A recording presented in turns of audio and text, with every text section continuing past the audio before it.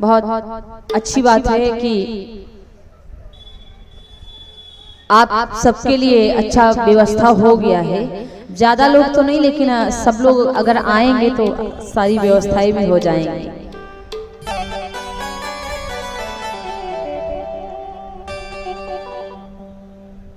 राधे राधे श्री राधे राम श्री सीताराम श्री कृष्ण। बोली व्यास भगवान की जय। कल भगवान श्री राम जी का पावन अवतार आप सभी भैया लोगों को हम श्रवण कराए थे। भगवान इस पृथ्वी पर क्यों अवतार लिए, मानस में एक बहुत सुंदर सा दोहा लिखा है महाराज ने।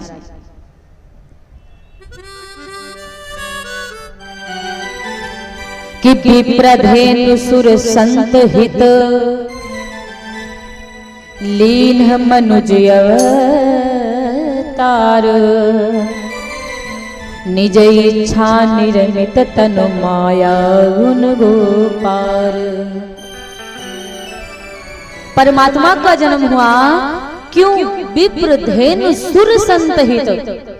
भगवान इन सबके लिए अवतार लिए, इनकी रक्षा करने के लिए कि इनको कोई भी तकलीफ होगी तो भगवान इनकी तकलीफ को हटाएंगे।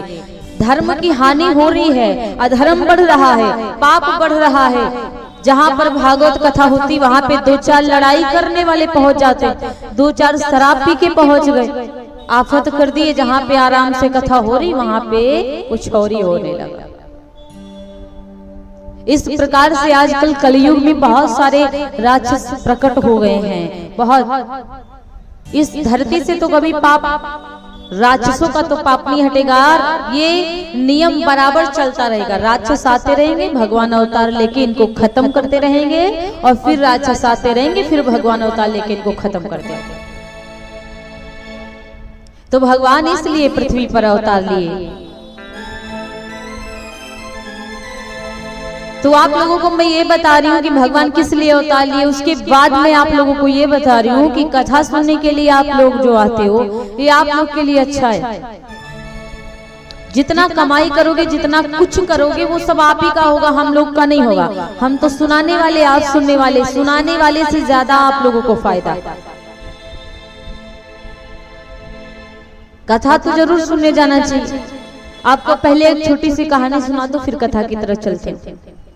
एक सेठ जी थे जो बड़े कंजूस थे। कभी भी भागवत कथा में उनको जाना अच्छा नहीं लगता था।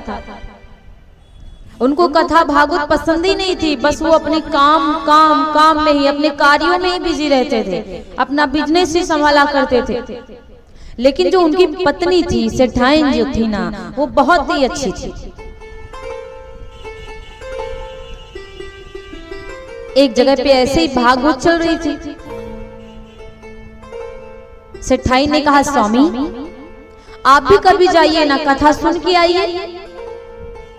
सभी कथा सुनने के लिए जाते, आप 10-5 मिनट का टाइम नहीं निकाल सकते? सेठ ने कहा, मैं कहीं नहीं जाऊंगा। 500 रुपया रखे, निकाल लो जेब से और जाके दान कर दिए। सेठाई ने कहा, खैर कंजूस सेठ महाराज इतना ही बोल दिए कि 500 का दान कर देना कथा में।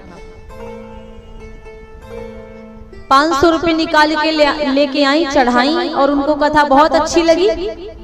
अपने घर को वापस गई। सेठ जी के आगे बैठ गई हाथ जोड़ करके, स्वामी मैंने आपसे कभी कुछ नहीं मांगा, जो आप कहते हो मैं करती हूँ। लेकिन प्यारे, आज आप मेरे कहने पर एक बार कथा सुनने के लिए चले जाओ, बहुत अच्छा लगेगा आपको, पक्का कहती हूँ। सेठ ने कहा, अच्छा तुम कहती हो तो जा रहा हूं, तुम्हारे कहने पे। क्योंकि इतना प्यार से जो प्रशंसा पत्नी देवी पति देवता की करने लगी, जो नहीं करना होगा वो भी चालू। सेठ जी दान दक्षिणा निकालते हैं और लेकर के गए, भागवत में बैठ गए। जब पीछे पहुंचे तो उनकी हरकतें पूरा गांव जानता था कि सेठ जी बहुत कंजूस हैं और कथा भागवत कभी सुनने नहीं जाते। एक भैया जी ने देखा, पीछे मुड़कर बोला, अरे आज आप आए हो, आओ आओ आओ भैया आओ। सेठ जी को बड़ी गुस्सा आई कि बताओ हम आते ही आते इस आदमी ने हमको टोक दिया। सेठ जी सोचे इसके पास नहीं बैठूंगा, आगे बढ़ के जाता हूँ। सेठ जी आगे बढ़े, दूसरे भैया ने भी कह दिया अरे आगे बढ़ आएगा, आ जाओ आ जाओ, आइए बैठिए बैठिए।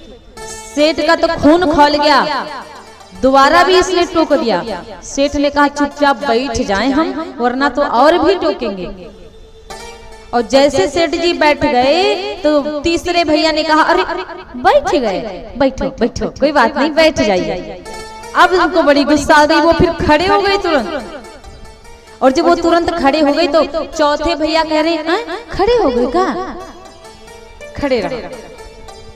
अब तो उनको और गुस्सा आई, कहने लगे देखा देखा मैं इसीलिए नहीं कथा सुनने आता था, मैं इस सेठाइन की वजह से कथा सुनने आया, अब मैं वापस जा रहा हूँ। कथा भी नहीं सुने, वापस चल दिए। पांचवे दादाजी ने देखा अरे जा रहे हो भैया, जाओ जाओ जाओ। अब तो उनको और भी गुस्सा आई, वो चले गए सेठाइन के ऊपर गुस्सा किया कि तुम्हारी वजह से ऐसा ऐसा हुआ मेरे साथ, सभी हमारी बेइज्जती कर दी। वहां पे कितनी पब्लिक थी और पब्लिक में मुझसे बार बार ऐसे बोल रहे थे, महाराज जी अगर सुन जाते, महाराज जी यही कहते कि देखो ये कभी कथा नहीं सुनने जाता, इसीलिए इसको चिढ़ाते हैं सब। रात हो गई, सेठ जी सो गए और रात के समय चोर उनके घर पे आ गए। और जब उनके घर पे चोर आ गए तो सेठ जी तो सो रहे थे, चोर जी आए और सेठ के वही मन में बार बार आ रहा था कि देखो आज मेरी बेइज्जती हो गई, ऐसे ऐसे 5 लोग बोले। वो सपना देखने लगे, सपने में कोई कोई बोलने लगता है ना, सेठ जी तो सपने में बोल रहे थे। चोर जैसे आया तुरंत उनके मुख से निकला आओ आओ आओ। चोर समझने लगा सेठ तो हमको लग रहा है जग रहा है, थोड़ा सा आगे बढ़ के देखूं। आगे बढ़ा, तुरंत मुख से फिर निकल गया। जैसे निकला इनके मुख से, जैसे वो आगे बढ़ा दोबारा इनके मुख से फिर निकल पड़ा। आगे बढ़ जाओ। अब चोर को शंका हुई चुपचाप छिप जाए, वो चुपचाप छिप गया और जैसे चुपचाप छुपा उनके मुख से तुरंत फिर निकल पड़ा। बैठो। चोर को पक्का लगा कि अब तो सेठ पक्का जाग रहे हैं। खड़े हो गए वो चोर, और जैसे चोर खड़ा हुआ भगवान की लीला उसे उसके मुख से निकला खड़े हो गए, खड़े रहे। अब चोर भगा, तुरंत निकल के भगा, सेठ पक्का जग रहा था। और जैसे निकला तुरंत सेठ के मुख से 5वीं बार निकला जा रहे जाओ। चोर कोई और नहीं उसी के गांव का था। सुबह हुई, सेठ की निंद्रा खुली, अपने बिस्तर पे बैठे ही थे कि चोर माफी मांगने के लिए आ गया।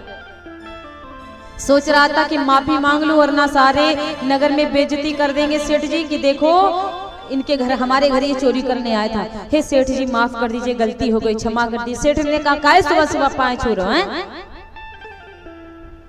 चोर ने कहा महाराज आपको पता है ना, आप रात में देख रहे थे हम आपके घर चोरी करने आए थे। सेठ ने कहा भैया बावरे तो नहीं हो गए?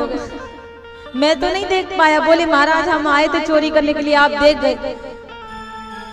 सेठ ने कहा अच्छा क्या तुम चोरी करने? सेठ समझ गए रात में चोरी करने आए थे, हम क्या क्या बोले। और जैसे जैसे सेठ बोले चोर ने वैसे वैसे बताया। सेठ को बहुत एहसास हुआ कि आज कथा सुनने के लिए गए 5 लोग इतना बोल दिए तो हमारे घर में चोरी होने से बच गई। और अगर हम हमेशा कथा में थोड़ा ध्यान लगाएं या भगवान की भक्ति करें तो कितने बड़े बड़े कार्य हमारे बन जाएंगे। अब आप लोग का मन तो यही रहता है कि जो बने तो तुरंत बन जाए, जो मिले तो तुरंत भगवान से मिल जाए। सब तुरंत नहीं मिलता, कलयुग में तुरंत नहीं मिलता। सतयुग होता था, त्रेता युग होता था, द्वापर युग होता था। अगर आप किसी की लड़की की तरफ गलत निगाह डाल दिए या अपनी बेटी की तरफ या किसी बहन की तरफ तो तुरंत मनसा का पाप लग जाता था, कोढ़ी हो जाते थे, उनको तुरंत कुष्ठ रोग हो जाता था, वो तुरंत मिल जाता था। लेकिन आजकल देखने की बात छोड़ो, पता नहीं क्या क्या सोच जाते हैं, कर जाते हैं, फिर भी तुरंत फल नहीं मिलता। लेकिन ये मत सोचना कि तुरंत नहीं मिलता तो कभी मिलेगा ही नहीं। पहले ही दिन बताए थे जैसी करनी वैसी भरनी। और इन्हीं राक्षसों के लिए तो भगवान इस धरती पे आते हैं। आज परमात्मा जी धरती पर अवतार लिए, बहुत खुश हैं सभी लोग, बहुत प्रसन्न हैं। और जैसे ही कैकेयी मैया ने देखा कि मैया कौशल्या के धाम में पुत्र पधारे, दौड़ती दौड़ती गई, स्वामी स्वामी चलिए देखिए देखिए दीदी के तो पुत्र का जन्म हुआ है। दशरथ पुत्र जन्म सुनि काना।